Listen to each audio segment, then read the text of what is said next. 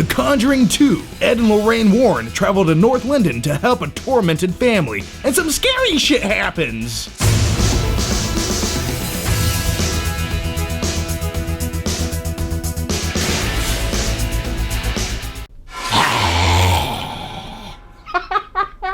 Yeah, we'll keep the lights on.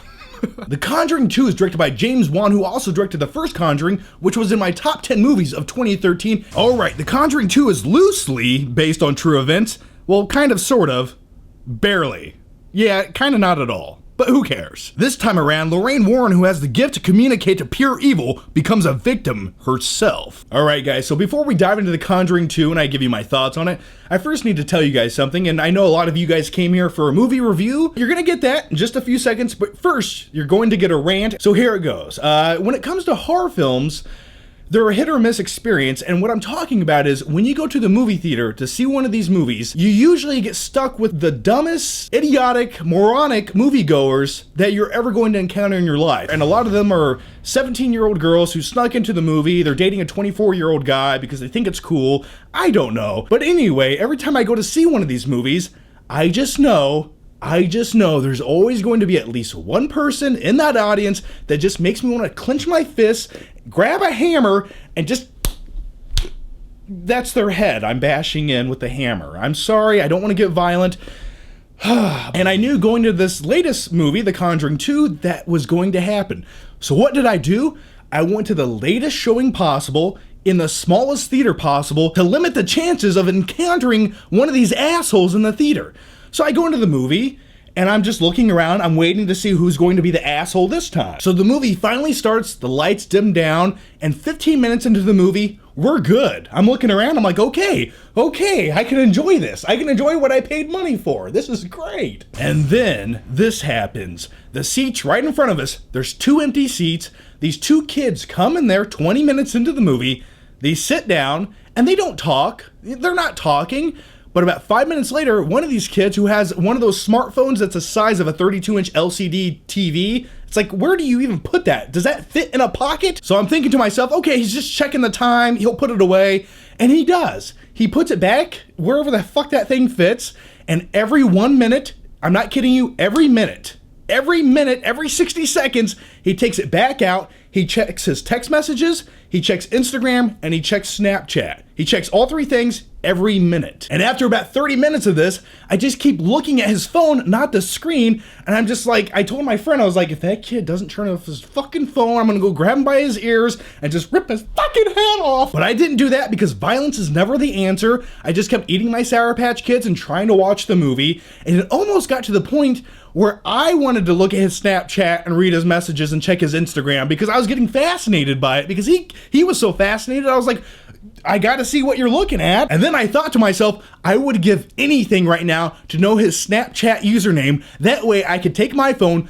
go to the bathroom, take a picture of myself with my shirt off, flexing, and just saying, shut your fucking phone off. I'm behind you in the theater. Oh, and by the way, if you want to follow me on Snapchat, it's right here at the Flick Pic. So to sum up the story, I never confronted the kid. I should have maybe said something, but I wasn't in the mood that day. I was just like, I just want to watch a fucking movie. But my friend, however, took one of my Sour Patch Kids and threw it at the back of the kid's head. So there's that.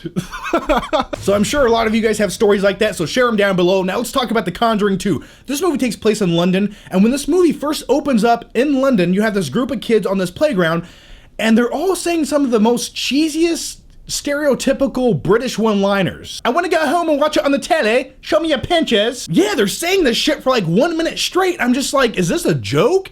And I'm like, please don't do this the entire movie because it's going to take me out of it. And sure enough, it does stop and they turn into normal people and they have normal conversations with each other. I'm not really quite sure why they did that for the first minute straight that they introduced these new characters. Maybe they just really wanted the audience to know we're in London now, not America. Now in The Conjuring 2, you have this evil spirit and it's haunting the youngest girl of this family. She's being tormented and she's almost being used as an instrument of destruction. Now The Conjuring 2 is over 2 hours long. And for me, it felt like kind of a poorly paced paced movie at times, because an hour and a half into the movie, you're like, they could start wrapping this up and I could see like a conclusion happening soon, but nah, they're just not gonna do that. We're just gonna keep going and going, and it almost becomes repetitive because events keep happening and happening and happening and repeating and going back and forth. But for me, when it comes to horror films, less is more. Why show an hour of scary things happening every 10 minutes that don't really add up or mean anything? It's just like, oh, this scary thing happened, or this thing came out of the shadow, and something like that happens every 10 minutes. Why do that when you can limit it down to maybe 2 or 3 things that happen and really expand on those things? And here's what I'm talking about. There's a segment in this movie that goes on for about 5 minutes, and Lorraine Lauren encounters this very creepy, scary, demonic